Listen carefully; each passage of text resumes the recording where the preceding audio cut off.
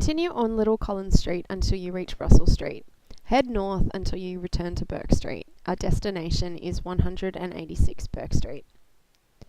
Returning to more run-of-the-mill crime, as Melbourne entered into the twilight of the 19th century, the larrikin emerged. The young man who passed the time away on street corners, yelling abuse at people walking by. Eventually this behaviour evolved into spitting, fighting and assaulting those who disagree with the treatment they were receiving. Larrikins gravitated towards each other, forming location-based gangs or pushes. These rival gangs competed against each other for domination. Violence escalated from marches through enemy territory and assaults with fence palings to murder, all within the space of 20 years. These criminal enterprises led to the emergence of a different type of criminal after World War I, when cocaine came to Melbourne, and with it, gun-holding criminals more concerned with shooting their way out of trouble.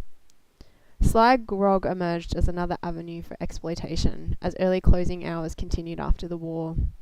Criminals had advantage in this trade, as laws were unable to keep up with the innovations of sly grog traders. Under the Licensing Act, a police officer could enter licensed premises to inspect for illegal behaviour, but for unlicensed premises, police were required to obtain a warrant. Astute criminals took advantage of an outdated system, reinventing their operations each time the police were lucky enough to get close. One such criminal is Joseph Leslie Theodore Taylor, better known today as Squizzy. He is considered to be Australia's first celebrity criminal and held a position of power in Melbourne's underworld for over 10 years, during and after the First World War. Hugh Buggy, the crime reporter for the Argus, wrote about Taylor. Quote, "His crafty dark eyes leered at you from under a rakish bowler hat. He had a nasty mouth that curled in a perpetual sneer. He was flashy and ostentatious, clad always in the best of suitings, and the most iridescent of shirts and ties. He even affected button boots with tops of dove grey." End quote. From his initial foray into crime in 1910, when he attempted to blackmail an abortionist, and, when she refused to pay him, reported her to the police, to his death in 1927, 17 years later, Taylor was involved in numerous and varied crimes.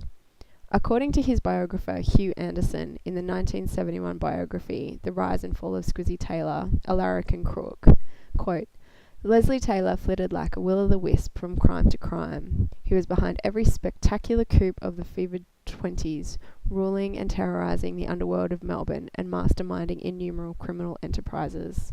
The cheap flash fop was a master of the wide repertoire of crime, including blackmail, pocket-picking, murder, witness bashing, jury squaring and intimidation, thieving, dope peddling, two-up racketeering, housebreaking and incendiarism, and down the social scale to welshing, i.e. not paying debts, perjury and shelving fellow criminals or informing them to the police."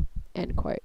Squizzy's hunting ground as a young man was here on Bourke Street, where he was a member of the Bourke Street Rats, a pickpocket and generally vicious group of young criminals known for terrorising the area. Bourke Street at the time was known as Melbourne's main street of amusement. It housed theatres, sports, hotels staffed by attractive barmaids, and mysterious Chinese cafes and cavernous wine saloons. This environment taught Taylor a lot about crime, and his nascent career eventually blossomed from rough hooliganism to robbery and murder. In 1916, he was implicated in the murder of William Haynes, a young hire car driver who refused to become involved in a robbery Taylor had planned, in what would become the mystery of the Bulleen Road. He launched the Fitzroy Vendetta, more on that up next, in 1918, and in 1921 he was caught red-handed stealing from a warehouse on King Street in Melbourne's West End. He was arrested but skipped bail conditions, forfeiting a £300 surety, and spent the next 15 months hiding from the law. When Taylor eventually turned himself in, he found he was not just wanted by the police. It was here, outside what used to be the Bookmakers Clerks Association, that Squizzy was shot in the thigh by Joseph Lennox Cotter. Cotter was charged with shooting Taylor with the intent to do grievous bodily harm, but was later acquitted through lack of evidence. Squizzy was acquitted of his robbery, showing again his ability to keep out of jail for anything except brief periods. His most notorious crime was the 1923 murder of Thomas Berryman, a bank manager from the Commercial Bank in Hawthorn, a crime in which members of his gang, Angus Murray and Richard Buckley, were arrested and hanged.